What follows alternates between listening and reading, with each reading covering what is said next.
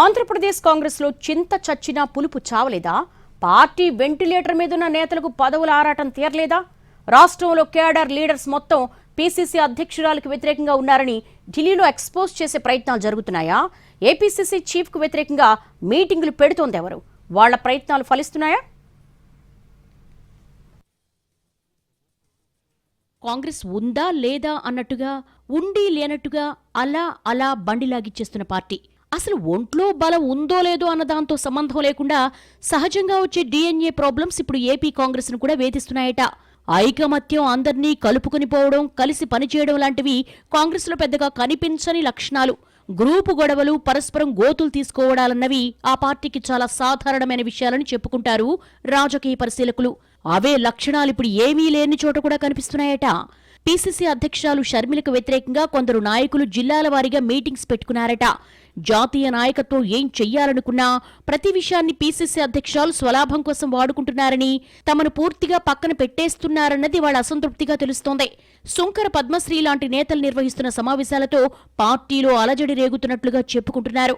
ఇప్పటికే రాష్ట్రంలో అడ్రస్ లేని పార్టీలో ఇప్పుడు ఇవేం కొత్త గొడవలంటూ ఏం చెయ్యాలో పాలుపోని స్థితిలో ఉందట నాయకత్వం. ఈ సమావేశాల వెనుక చాలా పెద్ద ఎజెండానే ఉన్నట్టుగా చెప్పుకుంటున్నారు. ప్రతి జిల్లాలో వీలైనంత ఎక్కువగా ఇలాంటి నిరసన సమావేశాలు పెట్టడం ద్వారా రాష్ట్రంలోని పార్టీ కేడర్ మొత్తం పీసీసీ అధ్యక్షురాలను వ్యతిరేకిస్తోందన్న సంకేతాలను ఢిల్లీ పెద్దలకు పంపాలనుకుంటున్నారట అసమ్మతి నేతలు. అలాగే పదవుల కోసం ఫైటింగ్ కూడా మొదలైనట్టు తెలుస్తోంది. 2014 ఎన్నికల్లో 3% ఓట్లున్నాయని అనిపించుకుంది ఏపీ కాంగ్రెస్. 2024 నాటికి వచ్చేసరికి అది 1.7% పడిపోయింది.